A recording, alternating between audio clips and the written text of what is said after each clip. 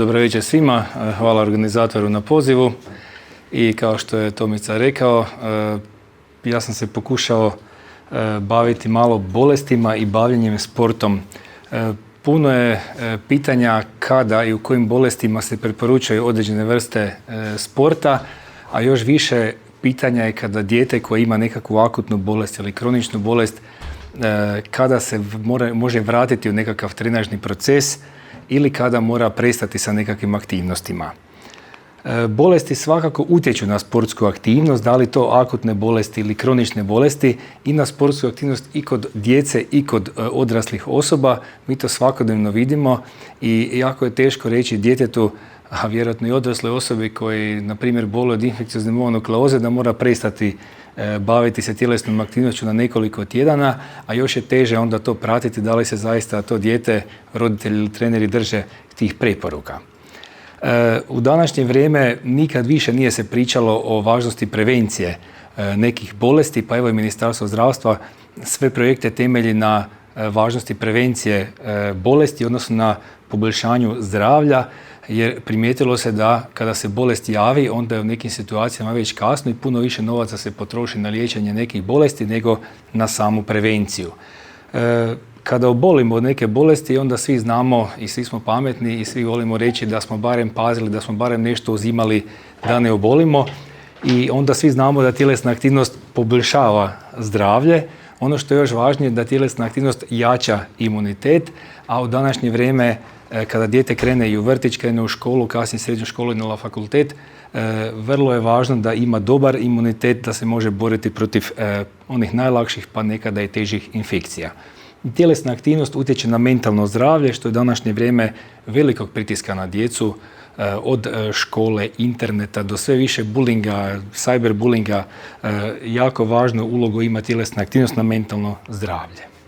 Znači, bolesti i bavljenje sportom bi bila nekakva tema ovog današnjeg izlaganja i vrlo je važno imati preporuke i određene mjere opreza kod sportskih aktivnosti za različite bolesti, tako da onda i treneri, učitelji, profesori, odgajateljice ili odgojitelji mogu dati roditeljima i djeci određene preporuke. Liječnici znaju nešto o tome, ne znamo dovoljno. Imamo tijekom svoje edukacije na fakultetu medicinu rada i športa, međutim malo se priča o tome i onda svoje savjete nekako dajemo na temelju iskustva, na temelju nekakvih dodatnih edukacija. U današnje vrijeme teško je dati neke općenite preporuke koje moraju biti prisutne i onda kažemo da treba biti, odnosno postojati individualna procjena, dakle na temelju razgovora, pregleda svakog djeteta, na temelju roditelja, na temelju tjelesne aktivnosti koje dijete ima, dati individualnu procjenu. Uvijek se ide na to da se opterećenje kod svakog bavljenja sportom i neke aktivnosti i neke bolesti, da se ide na postepeno povećanje opterećenja, i jako je važno da educiramo ljude da znaju prepoznati simptome i znakove bolesti, da onda tijekom neke tjelesne aktivnosti mogu dati preporuku tom djetetu ili odrasloj osobi da stane sa tjelesnom aktivnošću i s druge strane da potraži mišljenje liječnika. U ovo jesensko-zimsko vrijeme sve više imamo akutnih bolesti koje se očituju sa vrućicom, dakle povišenom tjelesnom temperaturom, i mnogi se junače pa onda ipak idu, uzmu neku tabletu ili sirup i idu na neku tjelesnu aktivnost. Kod temperature koja je povišena bi trebalo strogo izbjegavati sport. Svi znamo kada smo bili mali, kada su nas roditelji koji možda nisu u medicini plašili i rekli, ako imaš temperaturu, ako si prehlađen, ne idi na nogomet jer bu ti prešlo na srce pa boš dobio upalu srca. I to zaista ima smisla, jer svaka infekcija, ako se ne odmiruje, može napraviti upalu srčanog mišića, miokarditis, čućete kasnije, tako da ipak treba kod infekcije odmoriti do oporavka. Danas je teško nakon oporavka još 2-3 tjedna biti doma, jer niti djeca niti roditelji se to ne mogu priuštiti, tako da barem nekakvih preporuka se držati koje sam ovdje naveo. Simptomi kod kojih se prekida nekakva tjelesna aktivnost su naravno ako imate dijete ili odraslu osobu koja se požali da ga tiska ili boli u prsnom košu, jer to može značiti nekakvu upalu srčanog mišića, neki poremećaj srčanog ritma, dakle odmah zaustaviti tjelesnu aktivnost. Vrtoglavica koja može biti simptom običnog umora pa do najozbiljnijih simptoma, nekakve embolije, moždanog udara i slično. Kratkoća daha, dakle, pogotovo ako je neko prehlađen, može značiti da se upala spustila na pluća, napravila bronhitis ili upalo pluća, a može značiti i nekako srčano zbivanje, pa onda zbog zatenja srca imamo kratkoću daha ili nedostatak daha. Palpitacije znači osjećaj nepravilnog rada srca ili općenito osjećaj kad osjetite da vam srce lupa ubrzano prejako i nama često djeca dođu nakon nekih aktivnosti ili u nekim bolestima i kažu osjećam da mi srce lupa nepravilno jako, onda radimo EKG neke preglede da bi vidjeli da li je sve u redu. U dječjoj dobi, hvala Bogu, uvijek često bude sve u redu, međutim imate situacija, jedan slučaj koji sam baš prije dolaska k vama imao. To je djevojčica koja je malo prestala jesti, izgubila 6 kila u 6 mjeseci i mama si je u Lidlu kupila pulsni oksimetar. Bio na akciji, mama ga je kupila, reklamirali za to dobro, provjeriti si koliko puls, kolika je ona saturacija i ona je slučajno djevojčice stavila da vidi i vidjela da djevojčica ima puls 40. Ja sam pitao da li je sportašica, jer sportaši znaju imati puls 45-50, da čak i ne bude opasno, međutim ovo je zaista bilo opasno, tako da smo uputili djevojčicu u jednu od zagrebačkih bolnica na daljnju obradu. Kod infekcija dišnog sustava koje su danas jako česte, od covida, gripe koja je sad počela, do onih najtežih infekcija kao što su teški bronhitis, teška upala pluća, kod težih simptoma ipak treba doći do izlječenja, napraviti pauzu od aktivnosti 5 do 7 dana. Kod blagih prehlada, ako ona nije baš tako jaka i osoba se osjeća da može sudjelovati u nekoj aktivnosti, može imati laganu aktivnost, ali ipak ne neku natjecateljsku aktivnost. Dakle, pazite kod dišnih infekcija, jer virusi koji uzrokuju infekcije dišnog sustava, a i bakterije poput streptokoka, jako vole ždrijelo, vole nos, vole mandule ili tonzile, a bome vole i srčani mišića, onda je opasno ako ga dirnu ili liznu, onda nastane upala. Crijevne infekcije koje se očituju proljevom, povraćanjem, bolima trbuhu, temperaturom, često uzrokuju to da osoba ne može dovoljno jesti ili piti, pa dehidrira, osjeća se slabo i tu je baš onda nije ni volja baviti se nekom aktivnošću, ali sportu se treba vratiti postupno, naravno kada je osoba dobro hidrirana, da ne padne tlak, da se negdje ne sruši, doživi sinkopu. To je od čega se bojimo, tih komplikacija nakon nekih infekcija. Ono što sam rekao, ne idi trenirati, ne idi vježbati ako si bolestan, da ne primi, ne upali srčani mišić, nekakva viroza ili bakterijska infekcija, jer ako se srčani mišić upali, onda je opasno. Zašto je opasno? Zato što onda srce može početi raditi nepravilno. Ako srce radi nepravilno, može ući u jedan ritam, to se zove aritmija, koja može biti čak i opasna po život. I ima slučajeva svake godine, 1 ili 2, 3 djece, što bude u novinama, umre od iznenadne srčane smrti, često neprepoznatog uzroka, a kasnije se onda otkrije da je osoba bila nekoliko dana prije toga ili bolesna ili prehlađena ili imala temperaturu, ali ne može se nikad dokazati nekakva velika povezanost. Međutim, uzročno-posljedična povezanost onako iskustveno se može onda postaviti. Kad se desi upala srčanog mišića koja se očituje bolovima u prsnom košu ili osjećajem nepravilnog rada srca, mora se otići liječniku, ja kažem u hitnu ambulantu, mi napravimo nalaze, vrlo jednostavno vađenje krvi, EKG i otkrije se vađenjem takozvanog troponina ili jednog enzima koji se zove CK, otkrije se da li upala postoji, napravi se ultrazvuk srca i onda se da preporuka da li biti u bolnici ili koliko dana odmirovati. Ovo je jedna bolest kojom se ja dosta bavim, odnosno bavim se djecom koja dolaze na pregled. Infekciozna mononukleoza, vi vjerojatno znate ono kao bolest poljupca i tako, pa se znamo često našaliti kad dođu mala djeca koja putem sline pokupe, onda i znamo odrezati kad imaš već dečka, imaš curu i tako, pa se onda oni nasmiju i onda surađuju odmah ta dječica i tako. Dakle, virus Epstein-Barr, po 2 čovjeka Epstein-Barru, on jako voli ždrijelo, jako voli ovdje ždrijelo, pa onda ode u krv i onda se protiv njega bori jetra, bori se slezena. Kako se oni bore, tak se jetra poveća i slezena se poveća. Sad, prenosi se putem sline, a bolest je lako otkriti ako na nju posumnjate. Međutim, neka zna biti i mjesec dana pa do 2 mjeseca nekakva bezvezna onako temperatura, 37,2, 37,3, loše osjećanje, umor i slabost, pa si osoba napipa nekakve limfne čvorove na vratu, lako ako se vide jako limfni čvorovi, onda se odmah posumnja. Upala grla, povećana slezena, malo tom potom. Na temelju ova prva 4 simptoma obično svi dobe antibiotik. Da li to bio klavocin ili neki drugi, i onda simptomi ne prestanu nego traju dalje, a neke osobe dobe osip, pa svi misle da imaju alergiju na klavocin, jel? Onda kako to traje tjedan, dva i dalje, onda se neko sjeti napraviti nalaze i pretrage na tu bolest, lako se izvadi krv na mikrobiologiji, na taj virus, Epstein-Barr virus, i onda dobite da imate i evo dijagnoze. Zašto sam rekao da se s time dosta bavim? Zato što onda djeca dođu k meni na ultrazvučni pregled trbuha, gdje mene najviše zanima koliko je velika slezena. Sad, dijete koje ima mononukleozu ne smije se baviti sportom, mora strogo mirovati, zato što jetra koja bude upaljena i slezena koja se poveća se oporave i smanjuju mirovanjem. I to je najvažnije. Ako je slezena povećana, ona je ispunjena krvlju.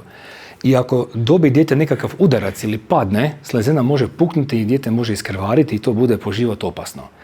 I zato ja uvijek kažem da svako dijete sa mononukleozom mora doći na ultrazvuk i da ne smije ići u neku aktivnost prije nego mu mi kažemo da je slezena normalne veličine. Ovo je povećana slezena, ovo je bubreg, slezena mora biti ovako manja. Kad je ona povećana, postoji opasnost od rupture, odnosno od iskrvarenja. Ukoliko osoba ne miruje, onda je oporavak puno duži i komplikacije mogu biti teže. Tako da dugotrajan umor koji postoji kod mononukleoze smanjuje izdržljivost. To je dodatan faktor koji opterećuje sportaše koji ima mononukleozu. Poznat je primjer nekoliko sportaša u Hrvatskoj koji su zbog mononukleoze morali prekinuti svoju karijeru. Povećana slezena ili splenomegalija je česta kod mononukleoza, ne javlja se uvijek kod svih, a rizik od rupture ili puknuća je najveći u prvih nekoliko tjedana bolesti. I tu zaista je onda potrebno mirovanje i onda tjelesni kontakt, skokovi predstavljaju nekakvu opasnost. Tako da pogotovo osobe koje se bave nekom kontaktnim sportom moraju jako paziti jer komplikacije mogu nastati. U prva 2 do 3 tjedna potreban je potpuni odmor. I mi pratimo nalaze, jetrene nalaze koji se onda tu smanjuju. Dok je slezena povećana, treba biti osoba bez sporta i laganoj aktivnosti se treba vratiti tek kada simptomi nestanu. Dakle, kada su jetreni nalazi dobri, kad se slezena smanji, onda dijete, odnosno osobu stariju dobi možete vratiti u aktivnost. Dakle, nakon 3 do 4 tjedna od dijagnoze uz poboljšanje simptoma, povratak kontaktnim sportovima tek 4 tjedna nakon normalizacije veličine slezene i opet neki se mogu prije vratiti ovisno o procjeni liječnika na temelju pregleda i nalaza. Koje su aktivnosti zabranjene kod povećanja slezene, odnosno u fazi oporavka? To su kontaktni sportovi, dakle nogomet, košarka, borilački sportovi i sportovi gdje postoji rizik od udarca u trbuh i ne smije dizati velike težine zbog povećanja tlaka u trbušnoj šupljini, pa onda može to sve se prenijeti na organe koji mogu puknuti, a dozvoljene su lagana šetnja, istezanje i kasnije lagano trčanje bez kontakta. Mononukleoza može imati komplikaciju koja se zove sindrom kroničnog umora. Mi se isto znamo šaliti s djecom pa kažemo, uvijek vidimo na pregledu koje dijete se hoće čim prije vratiti u aktivnost, a koje hoće malo ipak koristiti sindrom kroničnog umora kod mononukleoze. Tako da ako neko baš želi koristiti komplikacije, nekad i može dobiti ispričnicu za to jer ima pravo na taj sindrom kroničnog umora, ali nažalost većina ih osjeća zaista umor i slabost pa se ne mogu uvijek vratiti. Ne treba forsirati trening, omogućiti postupni povratak aktivnostima. Sigurnost je kod svake bolesti prioritet i zato sport treba ograničiti privremeno dok traje oporavak, odnosno dok se slezena ne normalizira. Ako mislite da je to kraj, nije. To je zaključak ovog dijela o mononukleozi. Sad, kod djece sve više postoji kronične bolesti. Dakle, djeca vam imaju povišen krvni tlak, imaju astmu, imaju šećernu bolest, dakle, imaju reumatske bolesti, autoimune bolesti, celijakiju i sva ta djeca se žele baviti i sportom. Jel? I onda morate im dati preporuku kojim sportom se baviti, odnosno kad prekinuti neku aktivnost i koliko aktivno se baviti tim sportom. Većina kroničnih bolesti na sreću je kompatibilna sa nekim sportom, ali uz jedan ključ, a to je pravilna kontrola bolesti. Astma, često čujemo djecu, opet kažem, kojima možda nije volja se baviti sportom, nego ih možda neko sa strane forsira, a imam astmu, neću trenirati. A znamo svi primjer jedne poznate skijašice koja je imala astmu i bavila se skijanjem, jel? Znači vrlo je bila uspješna. Tako da uvijek mi kažemo djeci, astma vam nije kontraindikacija za bavljenje sportom, ali morate biti dobro regulirani i praćeni od strane dječjeg pulmologa, alergologa ili odrasla osoba od strane internističkog pulmologa. Sport je poželjan, ali mora biti dobro zagrijavanje i mora imati dobru terapiju. To je ona inhalacijska terapija, svi to vidimo na filmovima, svi znamo za onaj Ventolin, Flixotid i slično. Najbolji sportovi za astmatičare su plivanje, biciklizam, atletika srednjih distanci gdje osobe mogu biti vrlo uspješne. Oni moraju imati dobru terapiju koja smiruje. Astma je jedna kronična, kaže se reverzibilna upala dišnih putova. Morate imati dobru terapiju koja onda tu upalu smiruje. Smanjuje i oni se mogu ponašati skoro pa normalno. Jel? Međutim, morate biti trenirani kako pomoći djetetu ili odrasloj osobi kad dobi astmatski napad tijekom aktivnosti. Ja imam često predavanje u vrtiću gdje onda učim odgajatelje, odgojiteljice, pa i roditelje kako postupiti kad dijete ima napad, na primjer u vrtiću. Izgleda jednostavno dati djetetu Ventolin, špricnuti, međutim mnogi se boje toga. Jel? Vidjet ćete kasnije kod epileptičkog napadaja. Mnogi se boje dati djetetu sprej jedan usta ili klizmu u rektum. Ljudi vam se toga boje i to je razumljivo. Boje se da naštete, uvijek si misle zašto bi ja išao, nek ide neko drugi. Ali zato je bitno da ovo čujemo ili da to dođe do ljudi, da kada dijete ima neki napad tijekom sporta, on obično već ima Ventolin i djetetu se da Ventolin, uglavnom on zna sam, ako je tako loše ne zna, da zna neki njegov prijatelj, roditelj, trener i zaista se jako puno može ovdje pomoći. Alergije. Danas jako puno djece ima alergije, jer imunološki sustav zbog načina odrastanja ide u jednom drugom smjeru, a to je prema alergijama. Nekada kada su djeca odrastala, kako se kaže, malo ipak u jednom drugim uvjetima, malo više nekako izmazano oči i slično, onda se imunološki sustav prilagođavao tome, a danas kak dosta djece ipak se čuva, rijetko čim vidi neko blato zmazano, prljavo, već ono nije dobro, imunološki sustav se usmjerava prema malo drugačijem obliku reakcije, a to su onda alergije. Kod alergija i sporta vrlo jednostavno treba izbjegavati alergije, neće igrati nogomet ako okolo cvate ambrozija i to mu izaziva astmatski napadaj, dakle treba paziti i koristiti terapiju koja sprečava pojavu simptoma. Kod sporta u prirodi treba biti oprezan kod uboda insekata, jer imate osobe i djecu koja su tako alergične na ubode insekata da dobe anafilaktičke reakcije. To znači dobi ubod i počnu mu oticati jezik, usnice, padne tlak i osoba se sruši. To je anafilaktička reakcija. Toga se bojimo, ali te osobe koje to dožive imaju kraj sebe jednu injekciju, to se zove EpiPen, u kojoj je adrenalin i onda si mogu uštrcati taj EpiPen i simptomi nestanu do dolaska hitne pomoći. Ili postoje neki siropi kod alergije, ali kod blažih oblika alergije. Ovo je neki najteži oblik alergije, ali za njih obično znate, obično bi vam roditelji rekli da dijete već imalo takav oblik alergije. Dijabetes, nekako u ovo vrijeme uvijek imamo na odjelu pedijatri nekoliko djece sa novo otkrivenom šećernom bolesti tipa 1, znači bolesti u kojoj fali inzulina, gušterača se malo poremeti pa fali inzulina, šećer poraste i onda vam je dijete zbog šećer je visok u krvi, ali nizak u stanicama. Kad je šećer visok, onda je jako žedno da se razredi šećer, puno piški, puno jede, a mršavi. Znači, puno pije, puno jede, a mršavi. Sve suprotno od onoga kako bi trebalo biti normalno. I onda treba posumnjati na šećernu bolest. I djeca koji imaju šećernu bolest često se vole baviti tjelesnom aktivnošću jer žele biti poput druge djece. Ako vidite djecu i sportaše koji imaju tu mjerače šećera, čak neka djeca imaju inzulinsku pumpu, dakle žele se uključiti u normalnu aktivnost, ali moraju imati dobar plan mjerenja glukoze u krvi i dobar plan prehrane. I tjelesna aktivnost često smanjuje potrebu za inzulinom. To mi vidimo kad primimo dijete sa šećernom bolešću i onda ga pustimo da šeta. Automatski se smanji potreba za inzulinom samo zato što je dijete šetalo, odnosno bilo nekakvoj aktivnosti. Sve više ima i pretile djece, pa što ranije dobe i šećernu bolest tipa 2. To je tip bolesti u kojoj još ima tableta koje mogu pomoći, one kažu gušterači daj malo više inzulina, iscijede gušteraču da malo više inzulina izluči. Tu je terapija, mršavljenje, fizička aktivnost, kontrola šećera, tako da tu se još može koliko toliko pomoći za razliku od tipa 1 koji treba inzulin doživotno za sada. Prije aktivnosti kod šećerne bolesti treba provjeriti šećer u krvi i dati ugljikohidrate prema potrebi. To vam već nutricionisti sa tom djecom i roditeljima prođu i znaju točno na temelju, ako uzme 100 grama, to je jako puno, 100 grama ugljikohidrata, točno zna dijete koliko si mora jedinica inzulina uzeti. Jel? Tako da treba biti dobro regulirano to dijete. Tijekom aktivnosti često provjeravati šećere, ali danas vam imaju one mjerače šećera koje već samo s mobitelom klikne pa vidi koliko je, i izbjegavati nagle promjene intenziteta treninga. Nakon aktivnosti pratiti šećer u krvi i uzeti obrok bogat ugljikohidratima i proteinima. Vjerojatno pretpostavljate koja je sljedeća tema, dakle pretilost. Pretilost je cijela jedna epidemija, pandemija, vidimo i sve više dječice pretile i meni kad dođe u ambulantu dijete koje je pretilo, uglavnom roditelji kad ih pitam zašto su došli na pregled kažu ne znamo zašto smo došli, doktor nas je poslao. I onda odmah vidiš zašto je dijete došlo, ali neću sad odmah reći, aha, došlo je dijete jer je pretilo, jer je debelo, znači onda automatski odmah izgubiš i to dijete roditelja misle da si bezobrazan, prestane ti vjerovati, tako da okolišanjem dođemo do prave dijagnoze, a to je pretilost, a često oni dođu zbog toga što imaju jetrene nalaze poremećene, nastane masna jetra, nastane bolest štitnjače i slično. Više od 95% od djece koja su pretila rijetko ima neku bolest. Mi tražimo bolest štitnjače, neke hormonske poremećaje i slično, ali rijetko je tu neka bolest u podlozi koju mi moramo tražiti da nešto ne pogriješimo. Da ne kažemo, kao što neki kažu djeci, moraš više vježbati, paziti kaj moraš jesti i tak.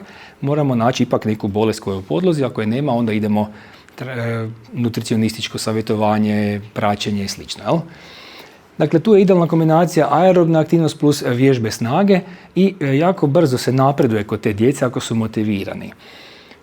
Mi u bolnici imamo mogućnost nutricionista, davanje savjeta i slično, ali često ta djeca stvarno uz pomoć roditelja odu u teretane, u nekom treneru i bude pomaka. Sve više imamo dobrih rezultata, za razliku od ranije kad smo izgubili tu djecu, mi smo napisali redukcijska dijeta, ti pojača tjelesnu aktivnost i to je to, oni bi došli doma, znali su isto koji prije. Tako da sad ima stvarno puno boljih rezultata. Isto tako veliki problem kao pretilost je i pothranjenost. Dakle, imate sve više adolescenata koji su pothranjeni, koji žele biti lijepi, obući hlače, majicu, haljinu, da budu lijepi nekakvim društvenim, ili da se prilagode nekim društvenim normama, Facebooku i svemu ostalome, ili neko ismijava djecu. Jedan moj zadnji slučaj prije par dana je bila djevojčica, imala je 70 kila, 15 godina, koju su ismijavali u školi da je pretila, da je debela. I ona je prestala jesti, došla do 50 kila i ona sad izgleda lijepo. Znači, kogod je vidi, rekli bi da se stesala, onak po međimurski, znači da se skockala. Međutim, ona sebe i dalje u glavi pretila. I to je problem. Izgubila je mjesečnicu i dalje kad se pogleda u ogledalo, ona vidi sad sebe sa 50 kila, ona sebe vidi sa 70 kila i da je svi zezaju. Jel? I to je onda veliki problem. Tu treba cijeli tim djelovati nad njom, da ona ne krene dalje u nekakav, u anoreksiju još jaču.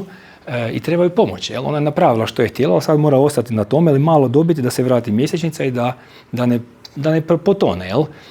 Kod pothranjenih osoba imate puno njih koji su žilavi pod navodnim znacima, trče ko ludi. Jel? Znači mršav, a trči, žilavi, padne, ništa mu nije, ali treba biti oprezan, može imati niske rezerve energije, željeza i slično. Jel? I važna nutritivna podrška, to lako mi napišemo one preporuke za dodatak prehrane, resurs, nutrine, bilo koji, i onda se malo ojačaju. I evo polako idem prema kraju. Jedna kronična bolest koja može imati bilo koji simptom, o tome sam nešto pričao, je celijakija.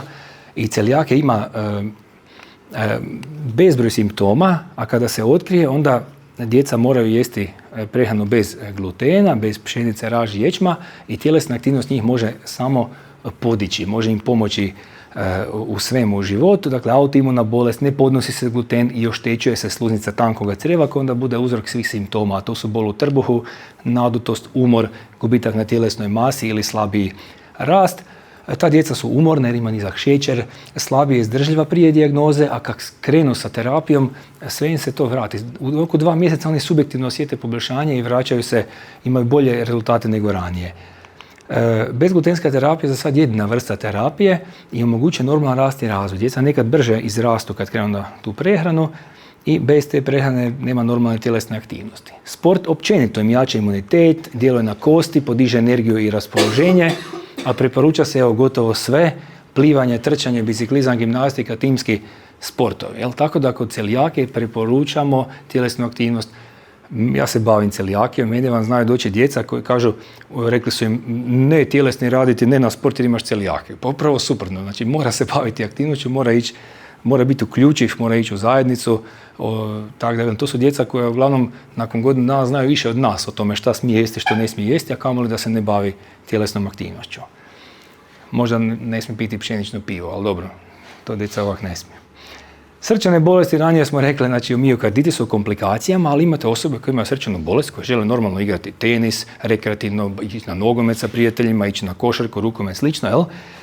Nakon kardiološke procjene pismene tek može ići u te aktivnosti. Sport je moguć u mnogim slučajevima, ali bojimo se aritmija, znači nepravilnog rada srca, aritmija, imate ubrzani rad srca, prek 100, usporeni, to je još ok. Ali kad radi nepravilno, onda može ići u ventriklusku tahikardiju koja je opasna po život i tu se onda umire, to je opasno. Kod benignih aritmija, ali to će reći kardiolog, dopušteno je skoro sve. Jel? Imate respiratornu aritmiju. Kad dišete, udahnete, izdahnete, srce na EKG-u radi nepravilno. To se zove respiratorna aritmija, ali to je normalno. To svi imamo skoro. Kod opasnih aritmija sport treba biti ipak ograničen. Sve više djece vam se rađa sa prirođenim srčanim greškama. To znači da srce nije normalno građeno, nego je građeno na način da ima nekakve otvore tu dole, tu gore i ta djeca bi isto htjela se baviti nekakvim aktivnostima. Jel? Tako da tu doista treba kardiolog procijeniti koliko daleko pustiti dijete u toj aktivnosti. A kažem, sve više djece se rađa prijevremeno i onda sa nekakvim srčanim greškama jer sve više djece preživljava u današnje vrijeme i onda oni rastu i bave se aktivnošću. Mi imamo jednu curicu 10 godina koja ima ovo je srce, ovo ima dvije kljetke, ona ima jednu kljetku. Ona raste, živi, 10 godina je stara, ide u školu i radi tjelesni. Uvijek smo u strahu kad dođe na odjel da se nešto ne dogodi, ali evo, curica normalno koliko to može živi. Jel?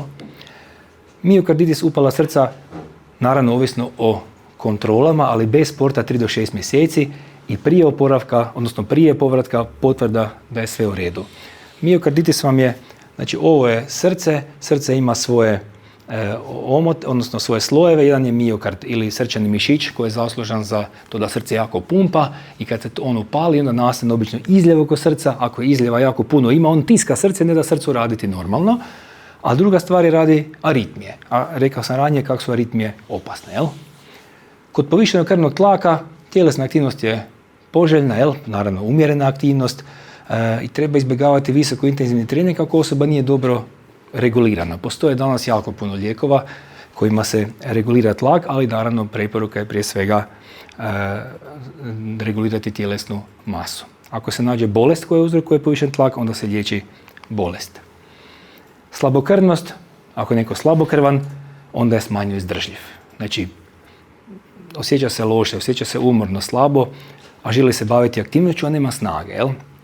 Tu treba dati terapiju željezom ili B vitaminom ili folnom kiselinom i naravno raditi kontrole. Kod slabokrvnosti često je problem što liječnici ne liječe dovoljno dugo, ne naprave dobre nalaze prije početka liječenja i ne naprave dobru kontrolu.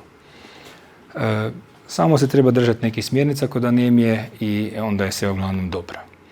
Autoimune bolesti, znači organizam napada samog sebe, imate autoimune bolesti štitnjače, gušterače, bilo kojeg organa, mozga, ali sport često smanjuje bol kod nekih autoimunih bolesti, pogotovo ako je zahvaćen lokomotorni sustav i tu treba intenzitet prilagoditi fazi bolesti. Naravno, ako osoba ima otečene ruke, noge i svega boli, onda neće trčati 6 km, nego će lagano šetati. To je kod reumatoidnih bolesti, vježbe mobilnosti, izbjegavati preveliko opterećenje zglobova. Štitnjaču sam više puta spomenuo, imate bolest kad radi štitnjača previše ili prejako, kad radi preslabo, takvi su onda i simptomi, ali tu je onda endokrinolog onaj koji napravi nalaze, da terapiju i preporuku kojim aktivnostima se baviti. Kod ubrzanog rada štitnjače treba izbjegavati visok intenzitet napora, a kod hipotiroze kad sporije radi štitnjača onda poticati neke aerobne aktivnosti. Ovo često imamo, pogotovo u dječjoj dobi, to je epilepsija. Dakle, djeca od malena imaju konvulzije, to su napadaji u temperaturi ili bez temperature, a kad se dokaže neka bolest mozga ili nepravilan EEG, kad se snimi, onda se to zove epilepsija, bolest. Imate puno vrsta epilepsija i tu se svi jako boje dati savjet kojom aktivnošću se dijete ili odrasla osoba može baviti, pogotovo se svi boje visine, vode, kontakta, jel? Ide dijete na karate s epilepsijom, dobije udarac i nakon toga epileptički napad, onda se drugi osjeća krivim, ako pliva, dobije napad pa se može utopiti i tako.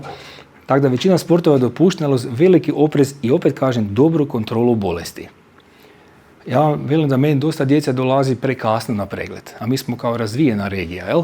Prekasno dolazi, to nema čak veze s listama čekanja. Znači postoji hitna ambulanta, postoji ambulanta, prekasno dolaze djeca na pregled, a danas je zdravstvo, u dječjoj dobi barem govorim, relativno dostupno i puno dostupnije nego ranije, odnosno mada ima sve više pretraga, jel, od magneta, EEG-a i svega, pa se onda i liste čekanja prave, ali prekasno. Mi smo imali jednog dečka 17 godina koji je imao epileptički napad prije 4 mjeseca i oni su se javili tek nakon 4 mjeseca na pregled. Ne, onda ih je to zabrinulo. Tako to je prekasno, treba odmah doći. On se javi nakon 4 mjeseca, ne zato jer se zabrinuo, nego zato što dobije drugi napadaj. Ne? Onda smo uveli terapiju, onda je bio sav ljut što sad mora dobivati terapiju, ali nažalost mora. Neurološke bolesti utječu na funkciju mišića, na koordinaciju pokreta, znači to su bolesti mozga, tako da tu fizička aktivnost je dobra. Kod ortopedskih problema, pogotovo za skoliozu, svi znate da onda svi kažu plivanje, jel? Idete na plivanje i tak, curama i dečkima, tu je dobro. I na nama svima je, i trenerima i liječnicima, da preveniramo sportske ozljede zagrijavanjem, pravilnom tehnikom i postupnim opterećenjem koje mora biti preporuka. Nakon ozljeda dobra rehabilitacija, dakle fizikalna terapija, pregledi ortopeda, postupno vraćanje aktivnosti i jačanje muskulature. O vezi mentalnog zdravlja i sporta bilo je riječi, dakle sport smanjuje stres, uspostavlja rutinu, povećava samopouzdanje, tako da sport ima veliki utjecaj na mentalno zdravlje. U dječjoj dobi da ne govorim, mi vidimo zaista djecu od njihove tjelesne građe do mentalnog zdravlja. Svakako treba poticati uključivanje djece u sport jer se razvija motorika, umjerena aktivnost svakodnevno ako se neko ne bavi nekim sportom je dobra. Adolescenti opet se mogu malo pretrenirati, oni bi htjeli sve ono brzo, odjednom jako, tako da njih treba pravilno educirati. Škole, liječnici, bilo ko može. Kod odraslih sport doprinosi boljoj kvaliteti života, a nakon sporta je dobro druženje pa još bolja kvaliteta života. Starije osobe lagana umjerena aktivnost, ali oni mogu pasti pa slomiti kuk pa treba spriječiti padove. Tako da evo, sport je moguć kod većine bolesti, ali individualna prilagodba i liječnički nadzor. Tako da evo, to bi bilo ukratko to. Hvala vam na pažnji i isprika ako sam vas zagnjavio.